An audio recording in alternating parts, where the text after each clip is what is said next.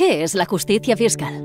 Justicia fiscal es que los impuestos se recauden de forma progresiva, equitativa y suficiente, que personas e instituciones paguen según su capacidad económica y que lo recaudado asegure los servicios públicos. Pero en España, el sistema fiscal no es ni progresivo, ni equitativo, ni suficiente, aunque debería serlo, porque lo pone en la Constitución. Pero recaudamos poco.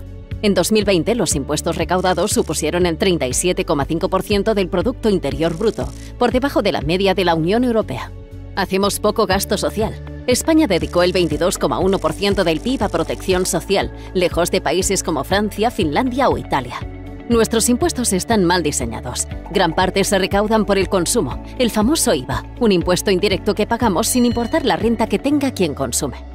La otra gran parte de impuestos proviene del IRPF, la declaración a Hacienda que hacemos todos los años. Y si lo que gano proviene de mi trabajo, pagaré más impuestos que si lo que gano proviene del capital. Además, la mayoría de beneficios fiscales recaen sobre las rentas altas. No es justo, ¿verdad? Intentamos cambiar esto y que en España haya justicia en la recaudación de impuestos en la plataforma por la justicia fiscal. Síguenos.